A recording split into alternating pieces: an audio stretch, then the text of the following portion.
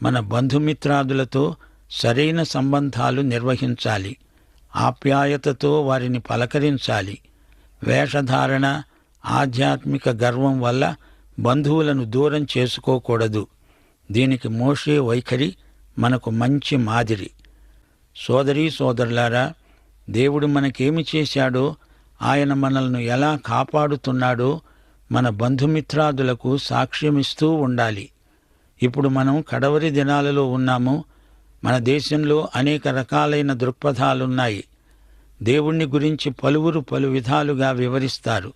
ఇలాంటి సందర్భంలో దేవుని బిడ్డలు తమ అనుభవాన్ని అవకాశమున్నప్పుడెల్లా తమ బంధుమిత్రాదులతో పంచుకుంటూ ఉండాలి. వారిని సహృదయంతో ప్రభువు వైపునకు ఆకర్షించాలి. విశ్వాసము లేకుండా దేవుణ్ణి ఎవరూ సంతోషపెట్టలేరు. దేవుని వద్దకు వచ్చేవాడు దేవుడు ఉన్నాడని ముందు నమ్మాలి.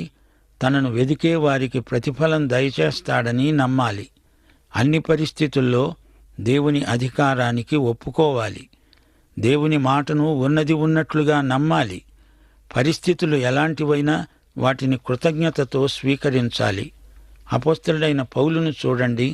అతని విశ్వాస పరిపక్వత పాత నిబంధనలోని మోషేలాంటిదే.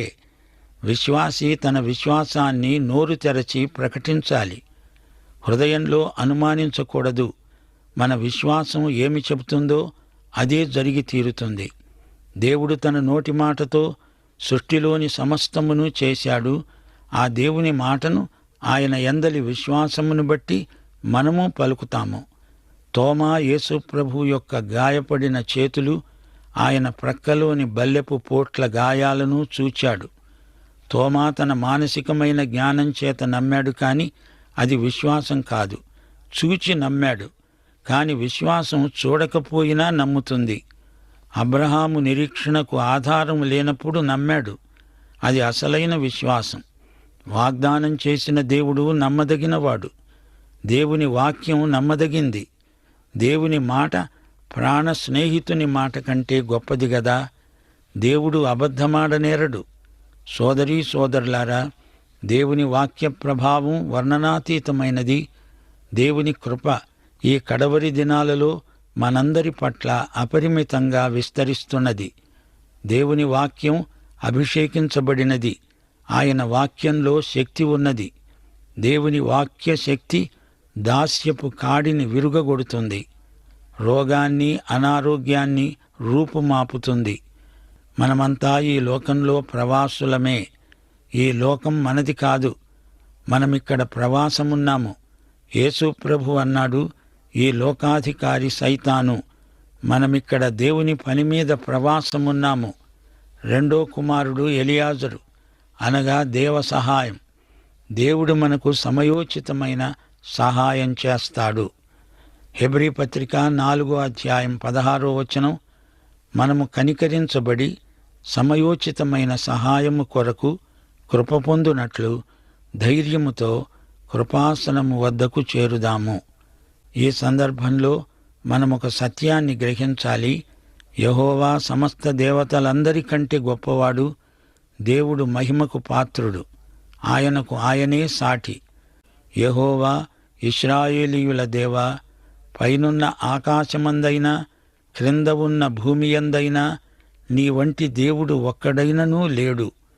పూర్ణ మనస్సుతో నీ దృష్టికి అనుకూలముగా నడిచే నీ దాసుల విషయమై నీవు నిబంధనను నెరవేరుస్తూ కనికరము చూపుతున్నావు. ఇది సొలొమోను ప్రార్థన.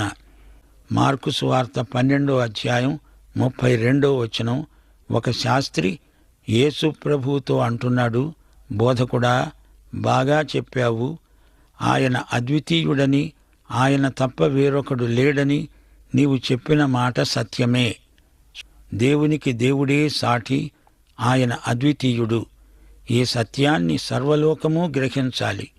చరిత్రలోని దేవుడు వ్యక్తిగత సంబంధాలలో ప్రవేశిస్తున్నాడు. యేసుక్రీస్తు చరిత్రకు దేవుడు, మన వ్యక్తిగత జీవితాలకు దేవుడు. సోదరీ సోదరులారా, బైబిలులోని భక్తుల చరిత్రలు మనకేమి బోధిస్తాయి? జీవమార్గం మన జీవితాలలో దేవుని చిత్తమెరిగి బతకటమే. దేవుని చిత్తాన్ని మనం జీవించాలి, ప్రేమించాలి, ఆ ప్రకారమే చెయ్యాలి. ఆయన చిత్తమెరిగి ప్రార్థించాలి. మన ప్రార్థనలకు జవాబు దేవుని చిత్తానికి అనుగుణమైనది. దేవుని బిడ్డలు ఆయన సన్నిధిని అనుభవించాలి. మన జీవితంలోని ప్రతి సంఘటన దేవుని చిత్తానికి అనుగుణంగా ఉండాలి. పరిశుద్ధాత్మ దేవుని చిత్తాన్ని మనలో అమలుపరుస్తూ ఉండగా ఆయనతో మనం ఏకీభవించాలి. ప్రార్థనకు జవాబు వచ్చినప్పుడు దేవుని సహవాసంలో మనకెంతో బలం, ధైర్యం చేకూరుతాయి. దేవుని బిడ్డల జీవితాలలో యేసు నామమే మహిమపరచబడాలి. దేవుని చిత్తమే ప్రార్థన జీవితంలో మనలను బలపరుస్తుంది. దేవుని చిత్తము మహిమాన్వితమైనది. అదే దేవుని నిత్య ప్రేమ. దేవునికి లోబడిన జీవితంలో దేవుని శక్తి అమోఘంగా పనిచేస్తుంది. దేవుడు చేసిన ప్రతి వాగ్దానము, దేవుడిచ్చిన ప్రతి ఆజ్ఞ మనకెంతో విలువైనవి. సోదరీ సోదరులారా, ఈ దేవుని చిత్తము ఒక స్థిరమైన రాయివలె మన జీవితాలకు మంచి పునాది అవుతుంది. ఇలాంటి పునాది మీద నిలిచినప్పుడే మనకు స్థిరమైన నడవడి అలవడుతుంది. ఆత్మచేత నింపబడిన వారి జీవితాలు ఎంతో సార్థకమైనవి. సోదరీ సోదరులారా, దేవుడు మనల్ని పిలిచింది నమ్మకమైన జీవితానికి, విశ్వసనీయతకు. అంతేకాదు, మనం ఏమేమో చేస్తామని, ప్రజల్లో పేరు ప్రఖ్యాతులు సంపాదిస్తామని హామీ దేవుడివ్వలేదు. మనం విశ్వసనీయులము అవునా కాదా అన్నదే ముఖ్య విషయం. దేవుడు మనకు మోషే లాంటి అనుభవజ్ఞులను, యెహోషువ లాంటి నాయకులను అనుగ్రహించాలని ప్రార్థన చేద్దాం. నేడు మనకున్న అక్కరలు ఆధ్యాత్మికమైనవి. మన సౌశీల్యాన్ని దేవుని వాక్యం పునర్నిర్మిస్తుంది. దాపరికం లేకుండా మనలో ఉన్నదంతా ఒప్పుకోవాలి. దేవుని కృపాసనమెదుట మనం లెక్క అప్పగించాలి. ఈ లోకంలో ఉండగా మనము దేవునికి అన్ని విషయాలలో పూర్తిగా లోబడాలి. శత్రువును ప్రేమించి అతని కోసం ప్రార్థన చెయ్యాలి. వేషధారణ పనికిరాదు, పేరాశకు చోటు పెట్టకూడదు. కొంచెములో నీ విశ్వసనీయత నిన్ను గొప్ప బాధ్యతలకు నడిపిస్తుంది. సోదరీ సోదరులారా, మోషే గొప్ప సాత్వికుడు. అలాంటి మనస్తత్వం అలవర్చుకోవాలి. పరిచారం చేయించుకోవటం కాదు, చేయటంలో గొప్ప అధికారమున్నది. శ్రోతలు, మన బైబిలు పాఠాల ప్రయోజనమిదే.